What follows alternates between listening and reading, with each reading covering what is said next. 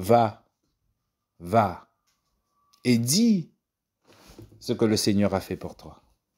Témoigne de moi, dit le Seigneur. Témoigne de moi. Je me souviens, mes amis, que quand j'ai commencé à fréquenter les frères et sœurs, on avait l'impression que les gens avaient du mal à parler. Les gens avaient du mal à raconter ce que Dieu avait fait pour eux. On a l'impression que chacun gardait le petit secret. Peut-être que le Seigneur a sûrement demandé de garder ton secret. Mais moi, le Seigneur m'a dit, témoigne de moi, parle. C'est pour ça que je parle. C'est pour ça que je témoigne de ce que le Seigneur a fait. Parce que je sais que cette parole est pour quelqu'un. Je sais que cette parole est pour quelqu'un. Un jour, quelqu'un viendra sur ce site, cherchera des réponses. Le Seigneur va l'envoyer. Écoutez cette parole. Alors qui que tu sois, si cette parole est pour toi, gloire au Seigneur, mon ami.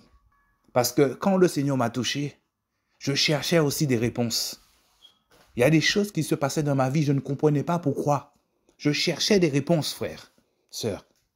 Et c'est pour ça que je vais raconter ce petit témoignage. Vous savez, quand le Seigneur m'a touché, j'ai reçu l'Esprit du Seigneur. Quand j'ai reçu l'Esprit du Seigneur en 2016, parce que le Seigneur m'a visité depuis 2015, et pendant plus d'une année, il a marché à mes côtés. Je savais qu'il était là. Il marchait, il me montrait le chemin. Et jusqu'au jour, au temps fixé, je l'ai rencontré. Il est venu en moi. Et ça s'est passé aux Antilles, en Guadeloupe, chez moi. Alors je cherchais des réponses, je disais. Je cherchais des réponses. Je ne comprenais pas pourquoi. Tous les lundis, c'est comme si le diable m'avait donné rendez-vous tous les lundis. Tous les lundis, il venait me visiter. Et franchement, mes amis, je commençais vraiment à avoir peur. Vous voyez, le Seigneur venait de me toucher. Il m'avait déjà visité en 2015. Mais en 2016, j'ai reçu son esprit. Et je ne comprenais pas pourquoi. Tous les lundis, dès que je m'endormais, frères et sœurs, et je sentais que j'étais attaqué, je ne comprenais pas ce qui se passait, frère. Je sentais mes jambes qui s'engourdissaient, comme si quelque chose me tenait la jambe. Et ça arrivait même des fois où j'avais les yeux ouverts. Et je disais, mais attends, mais j'ai les yeux ouverts. Et je sentais, dès que je parlais, je sentais comme si on me lâchait. Tous les lundis, c'était pareil. Dès que je m'endormais, j'étais attaqué. Et à chaque fois, on m'avait dit qu'il fallait prier. Je priais, mes frères et sœurs, je priais. Dans le sommeil, je priais. Et chaque lundi, le premier lundi, ça a duré 3-4 secondes. Deuxième lundi, un peu plus. Troisième lundi, plus. À chaque fois, j'avais de plus en plus de mal à me réveiller. Ça durait de plus en plus longtemps, frère. J'étais attaqué. Je sentais cette présence, je sentais qu'on me tenait les jambes. Je sentais que, comme si mes membres étaient engourdis, mes jambes étaient engourdies et ça montait de plus en plus. Et je me souviens de ce jour-là. Ce jour-là, j'étais couché sur mon lit et j'entendais ma mère qui lisait sa Bible. Et puis un temps a passé. J'ai plus entendu ma mère lire sa Bible. Alors je me suis dit, ah, ma mère a fini de lire. Elle a fini de lire sa Bible parce qu'elle lisait à voix haute. Alors j'ai voulu automatiquement me lever du lit. Instinctivement, je me suis levé du lit. Je me vois en train de me lever du lit, me mettre à côté du lit. Et puis d'un coup, je me revois sous le lit. Comme si j'ai fait comme un retrait. C'est là que j'ai compris. J'ai compris quoi? Eh bien, c'est moi qui m'étais endormi. Je me suis endormi, frère. Le fait de me voir debout et me retrouver sous le lit en un clin d'œil, je me suis dit, je me suis endormi. Effectivement, je m'étais endormi. C'est pour ça que je n'entendais pas ma mère. Je m'étais endormi.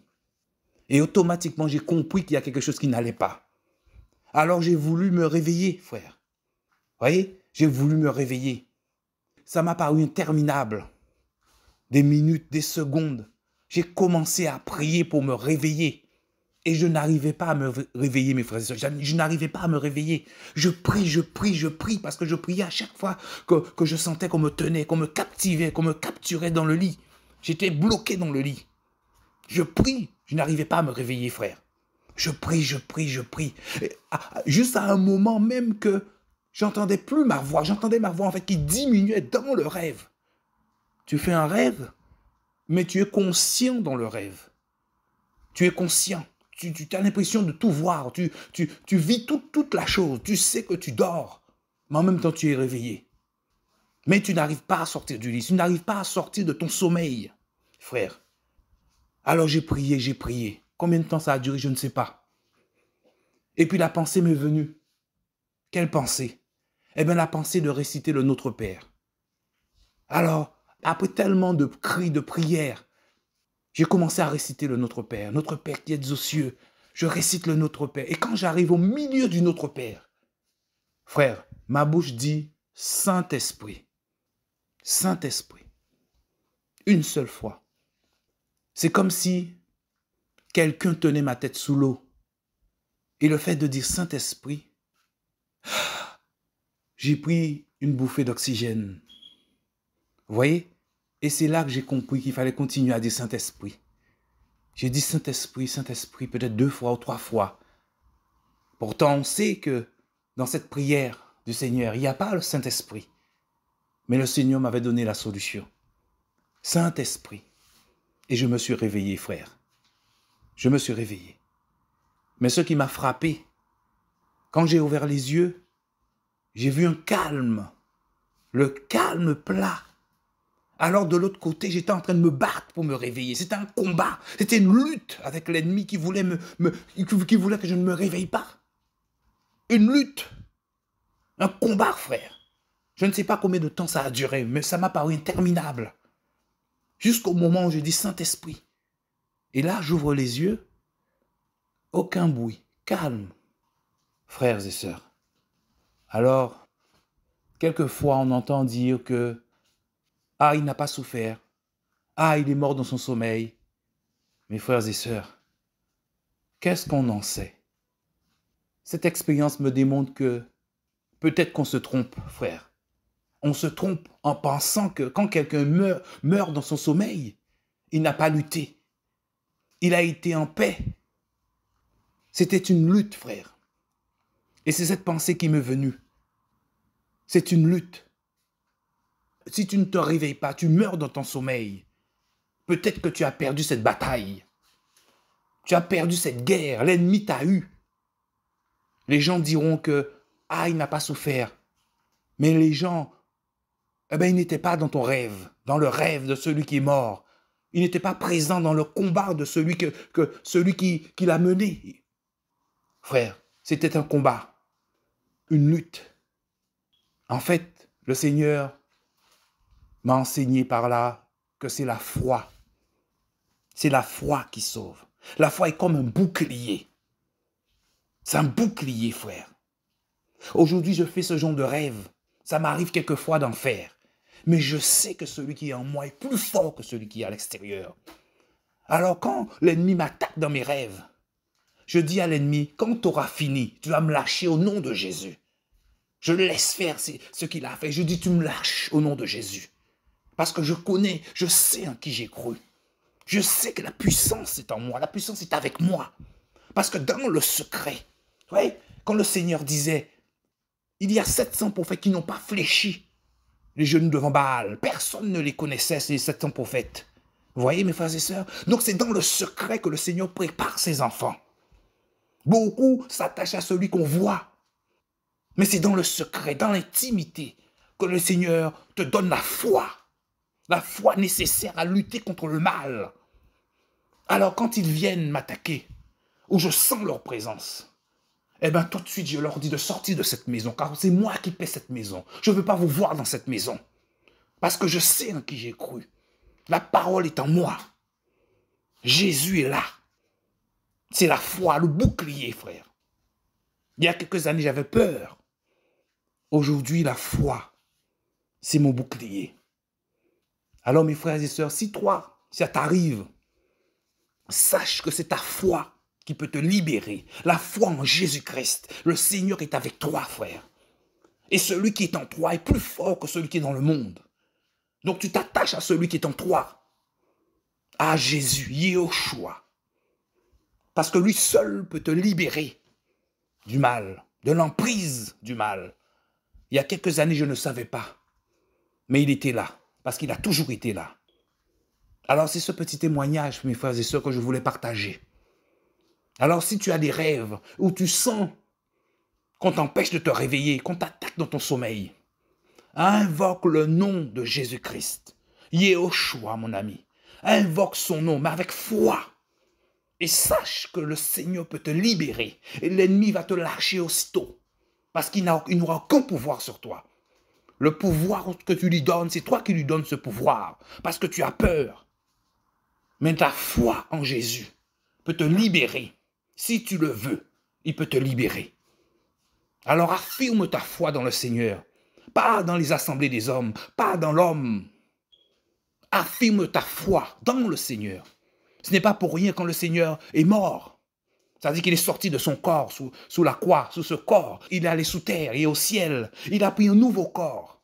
C'était pour montrer à ses disciples qu'il ne faut pas s'attacher à ce corps. Et d'ailleurs, on a vu que ses disciples ne l'ont pas reconnu. C'était normal aussi. Ne vous attachez pas aux humains. Pense à ton salut, frère. Ta délivrance, c'est le Seigneur. Ton bouclier, c'est le Seigneur. C'est la foi que le Seigneur mettra en toi.